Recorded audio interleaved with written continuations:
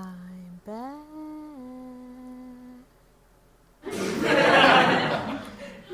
Nah, y'all like how I stopped that, right? No, you judging. No, I'm just playing. I had excuse me. I had to take a little break, but I'm back. But that was a good full episode. Yeah, and I wanted to just let it flow like that. This poem is entitled The Morning After. Y'all go get my music. I'm so happy, y'all. I'm so happy.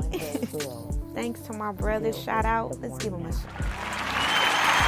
This is for you, bro. I am so excited. My brother in the eyes of God. Believed in me. He believed in me, y'all. Yeah, so I got 2 singles out. My EP. Give y'all a little. Since you listen in, I give you a little. I sit up on the bed. Was I dreaming? A little knowledge. I'll leak it a little. My EP is done. Yeah. It's not out yet. It'll come out in October. At the end of October. But yes, I'm excited. And this is just the beginning. Because I got so much stored up. See, now I understand when they used to say, success is when opportunity meets, when your preparation meets your opportunity, then you have success. Like, I've been preparing in a lot of things for years. Like, I got so much stuff that I have not put out or, done things with. So now it's just easy for me to go into the, what they call it, the archives and pull stuff out because I've been writing for years. So it's all good. And now I can put music to it and, so I'm glad I waited on a lot of things, even some of the books that I've written. Like, I'm going to do some other things with those. Like, technology is just evolving so much. So there's so many, new things that you can do. So I'm excited. And that's why I love the young folks. And that's why I don't judge them or, do as the older generations did. I let them be. You can learn a lot from if y'all listen, if you pay attention. God can use the kids and the younger generations to help you. But we want to think we know so much. And that's where, the downfall is. And that's why I respected my grandmother.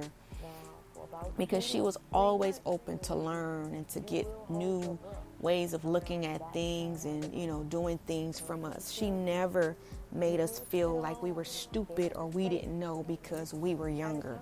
She always had adult conversations with us and made us feel like we were who we were. Human beings with value. Everybody has value. Everybody has something to offer. So, yeah. So, y'all know, I always do my everyday positive thinking. I didn't do one on the last episode because I just went right into my thoughts, which is easy for me to do because that's what I do as a talk show host. But I still have my everyday positive thinking book. I can't remember where I last left off, but it just opened up to this page, 66. So we're gonna do this one.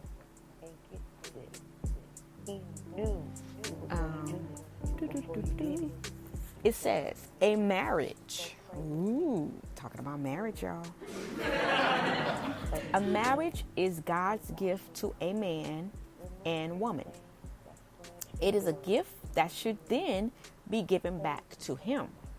A marriage can be a blessing on the world because it is a context in which 2 people might become more than they would have been alone. Ooh, that's deep, y'all. That right there will preach. Because let me tell you, I know some marriages. Well, that the two people, or at least one of the two people, I can speak for is me, in both situations, because I was married twice, the one person became more after the marriage. Like, and that's when you know that it's not growing. When you're not growing together, you will grow apart. And somebody has to have the common knowledge and the common sense to realize we were not just placed together just to sleep in the same bed, have sex, complain about what we gonna eat for dinner, what we not gonna eat for dinner, who gonna wash the dishes, who gonna take the trash. That is not God's design for marriage. And when your marriage becomes just that, is dead. And this is my opinion. This is my belief. You can take it or leave it. A marriage was meant to develop the two together in individuality and as a unit. And as this is stating, and this is written by Marianne Williamson, a marriage can be a blessing on the world. And it is. It can. I totally agree. But it can be a blessing only when the two people become more than they would have been alone. It is for you both to become more, to grow as not, and this is where I think the misconception, you don't grow and intertwine and become literally one person. You grow as two individuals working together as a unit, as a whole, to pursue your individual gifts and talents that God placed in you. Ooh.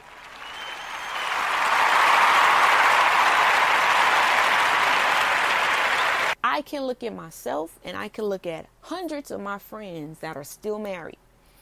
And I have spoken many times to the women, and they will never tell their husbands the conversations we've had. They better be glad I like them. Woo! I could read. No, I'm just playing. I wouldn't do that. But these women are not being nurtured and developed in these marriages. They're just with these men because they said I do. And the man is the one. The woman is supporting and pursuing and pushing and promoting and helping him, but he's not doing a thing for her. And that is a lot of marriages today. I don't care what men say they doing, what you think you're doing, men. The women are feeling as if their gifts and their talents are dying. And that's just the truth of it. I've had hundreds of conversations, and still to this day, married women contact me and we talk, or we text, or we're in communication. And they are not and have not been happy for centuries in these marriages. And they always say that the man is doing this, the man, he always do that, he have this and he do that, but I've always wanted to this and I've never been able to that, because then she had the kids, and then the kids became her responsibility in a marriage when it should be a we responsibility.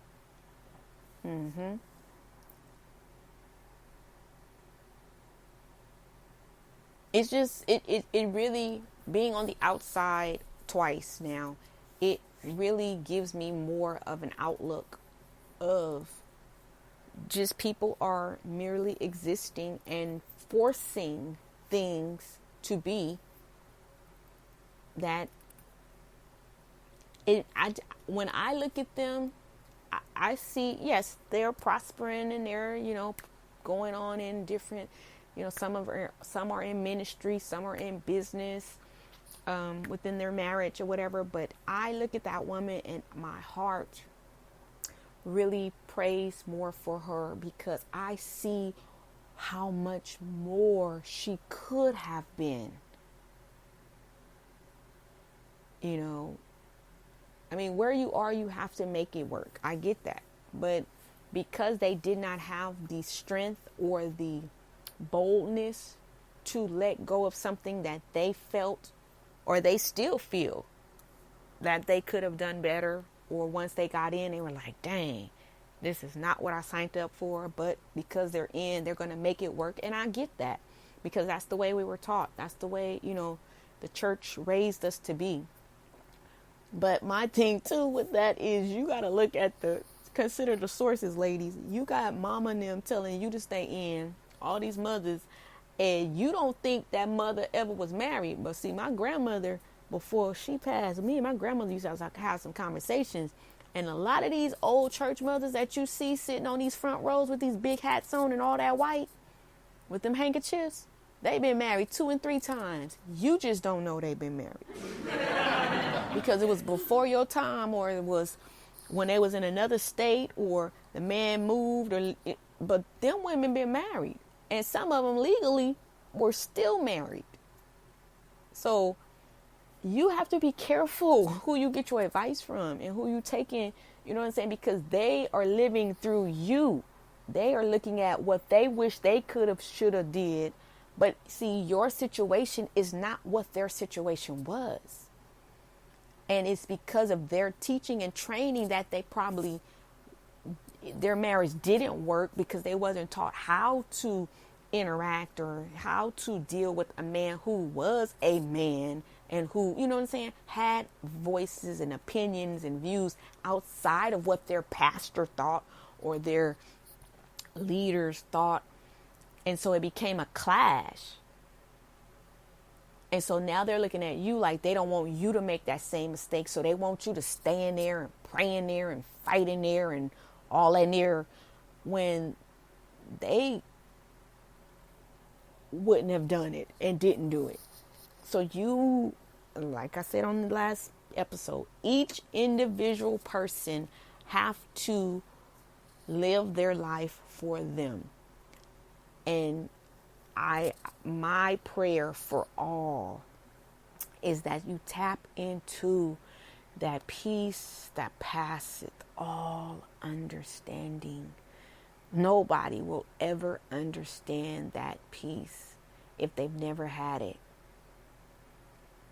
If someone has never sat in a room for 3 hours with no music, no noise, no nothing, and just bask in total peace, no distractions, no thoughts about anything but the fact that I am in this room right here, right now, in peace. If another person has never done that, they won't understand you doing that. So people don't understand you because if they've never done it, they don't know. Only people who have experience teaches us. If a woman has never left a man, she will never understand you for leaving one, point blank, and you can't expect her to. If a woman has never stayed with the same man, she will not understand, and you can't because there's 2 different lives. You're living 2 different experiences. I've been in 2 different marriages with 2 different men. Completely, might I add, completely different men. So I get it from 2 different perspectives. And I've lived the single life multiple times. So I get it from different perspectives in life. If you've only lived one life, that's the only life you will get. And when I was just living my one life, that's all I could understand. But now I see it differently in different phases of life. Because honestly, this is what I asked for. I can only look back and see and remember my thoughts and my prayers. And God answered. He gave me exactly what I asked for. So be careful, ladies, what you ask for. But because I knew I was strong enough for it. And I'm going to be honest, it wasn't a prayer like, Lord, I want to get married and then I want to leave my husband, or I want to get married. No, I didn't do that. But I wanted to understand life. I wanted to understand things and how relationships work and don't work, and why people think this and don't do that, and this and that. I had a lot, excuse me, a lot of thoughts. And because I am a teacher, that's just my nature. That's what I was placed here in life to do. Not per se with, through the school system, because that's book teaching. That's the fundamental for, other things you're going to do fundamentally. But the life teaching, that is what we need. And we need teachers who can teach about life, not from a perspective of what they were trained to know or to think or to believe, but what they actually believe themselves. If you've never detoxed your mind and been renewed by the renewing of your mind, you don't know what you believe and what you think versus what your mama and them placed in you to believe and think. I have had that time, in those times in my life where I was able to detox my mind and say, this is not my belief. This was her belief.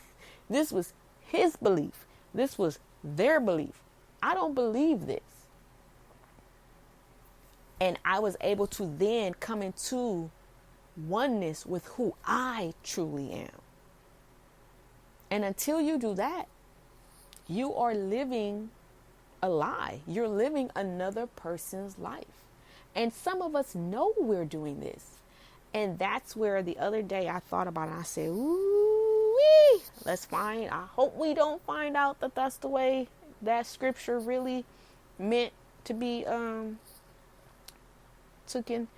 When he says that he hates liars and a liar will not tarry in his sight, we look at that from a perspective of, if I look at you, I take your cookie, and then you ask me, did you take my cookie? And I say no. And you find out I took your cookie, then I lied to you. And that's the perspective we look at that scripture from.